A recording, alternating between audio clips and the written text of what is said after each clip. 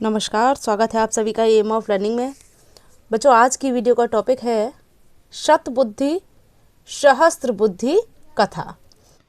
ठीक, यानी कि कथा माने क्या होता है बच्चों? कहानी। यानी कि ये एक कहानी है जिसमें शतबुद्धि और सहस्त्र बुद्धि के बारे में बात की गई है। यह दो मछलियां हैं जिसमें से एक का नाम क्या है? शतबुद्धि, और दूसरी का नाम है सहस्त्र बुद्धि। ठीक है, इसी के बारे में यह कहानी है। यह आपका 10वां पार्ट है, यानी कि 10th चैप्टर। ओके, तो बच्चों, वीडियो शुरू करने से पहले अगर आपने अभी तक मेरे चैनल को सब्सक्राइब नहीं किया है तो आप सब्सक्राइब कर लें, क्योंकि इसी तरह की वीडियोस मैं आपके लिए लाती रहती हूँ। और वीडियो को लाइक भी जरूर कर दें। ठीक है, चलिए अब हम शुरू करते हैं। कस्मिश्चित् जलाशय शतबुद्धि सहस्त्र बुद्धिश्चेति दो मत्स्यो निवसतः स्म। किसी जलाशय में शतबुद्धि सहस्त्र बुद्धि नामक दो मत्स्यों माने क्या होता है? मछलियां। निवसति माने निवास करती हैं। तयोः एक बुद्धि नामकेन मंडुकेन मित्रता अभवत। उनकी एक बुद्धि नामक मंडुकेन यानी कि मेंढक से मित्रता थी। कदाचित् जालहस्तः धीवरः तं जलाशयम् उपगतः। तभी कोई हाथ में जाल लिए हुए धीवरः यानी कि मछुआरे वहां जलाशय पर आए। तेषु एको धीवरः अवदत्। तब एक धीवर यानी एक मछुआरा बोलता है, यानी कि इन दोनों में से एक मछुआरा दूसरे को बोलता है, एतस्मिन् जलावे बहवो मत्स्य सन्ति। इस जलाशय में बहुत सी मछलियां हैं, इसीलिए उनको लेने के लिए, ग्रहित माने लेने, उनको लेने के लिए हम, श्व माने होता है बेटा आने वाला, कल। ठीक है, उनको लेने के लिए कल हम जाल बिछाएंगे। तच्छुत्वा मत्स्यः दुःखिनः अभवन्। यह सुनकर के मत्स्य दुखी न बने, यानी कि मछलियां दुखी हुई। तेषु मंडुकः प्रावः। तब मंडुक यानी मेंढक बोलता है, बहुत शतबुद्धि, हे शतबुद्धि, श्रुतं धीवरो उक्त्वं भवता ततः किम कर्तव्य। क्या तुमने धीवरों की बात को सुना? अब हमारा क्या कर्तव्य है, यानी कि अब हमें क्या करना चाहिए? पलायन अवशिष्टभो वा। क्या हमें पलायन कर लेना चाहिए? पलायन का मतलब होता है एक जगह से किसी और जगह पर चले जाना। ठीक है। सहस्त्र बुद्धि अववद। सहस्त्र बुद्धि बोलता है, मित्र माँ भैषी, हे मित्र, माँ भैषी माने डरो मत, केवलम वचन श्रवणादेव न भेतव्यम। यानी केवल वचन को, श्रवण माने होता सुनना, केवल वचन को यानी किसी की बात को सुन करके हमें भेतव्य माने डरना नहीं चाहिए। ठीक, चलिए बच्चों आगे देखते हैं कि यह सहस्त्र बुद्धि जो मछली है वह आगे क्या कहती है। सर्पाणां च खलानां च सर्वेषां दुष्ट चेतसाम अभिप्राय न सिद्ध्यति तेनेदम वर्तते जगत। यानी कि जगत माने संसार। इस जगत में सर्प, खलों और दुष्ट चित्त वाले, दुष्ट चेतसाम दुष्ट चेत वाले के अभिप्राय पूरे नहीं होते हैं। सिद्ध्यति माने पूरे नहीं होते हैं। शतबुद्धिरपि अकथयत साधु उक्त्वं त्वा।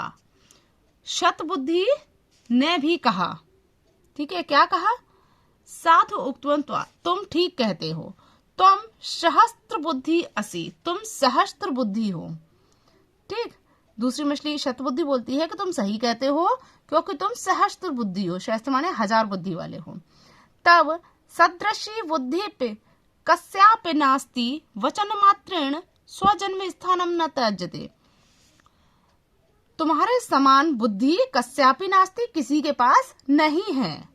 वचन मात्रेण स्वजन्म, वचन मात्र से यानी किसी के कहने मात्र से ही अपने जन्म स्थान को न त्याजते, नहीं छोड़ना चाहिए। अहम त्वा सुबुद्धि प्रभावेण रक्षिष्यामि। मैं अच्छी बुद्धि के प्रभाव से, अहम माने शतबुद्धि बोलती है कि मैं अच्छी बुद्धि के प्रभाव से अपनी रक्षा करूंगा। ठीक है, तब मेढक क्या बोलता है, इन दोनों ने आपस में बात कर ली कि हम लोग नहीं जाएंगे। तो मेढक बोलता है आहा भौ, अरे मेरी मम त्वेका एक बुद्धि, मेरी एक बुद्धि है। ठीक है, मेढक तब बोलता है कि तुम्हारे पास तो शत बुद्धि है और सहस्त्र बुद्धि, यानी एक जो मछली थी वह शत माने 100 बुद्धि वाली थी और जो दूसरी मछली थी वह 1000 बुद्धि वाली थी। लेकिन मेढक बोलता है कि मेरे पास तो एक ही बुद्धि है। अहम तु अत्र न स्थास्यामि, मैं तो अब यहाँ नहीं रहूंगा। यानी कि मंडूक यानी मेढक को यह बात पसंद नहीं आई। उसने कहा कि मेरे पास तो एक बुद्धि है, अतः मैं यहाँ नहीं रहूंगा।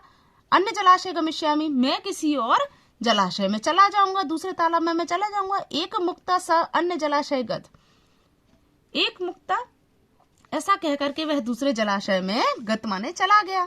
ततः प्रभाते धीवरे आगतस्य, तभी प्रभात माने सुबह हुई और धीवर माने मछुआरे वहां पर आ गए। जाल मध्य मत्स्य कूर्म मंडुक कर्कटाद्यो निग्रहितः,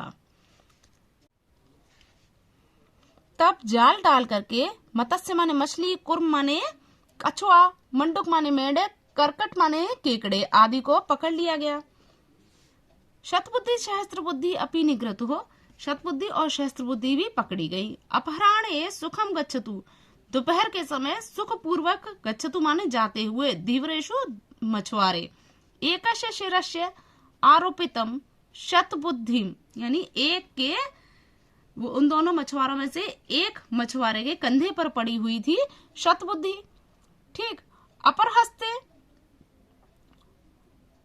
प्रलंबमानम सहस्त्र बुद्धि, और दूसरे को हाथ में लटकती हुई सहस्त्र बुद्धि।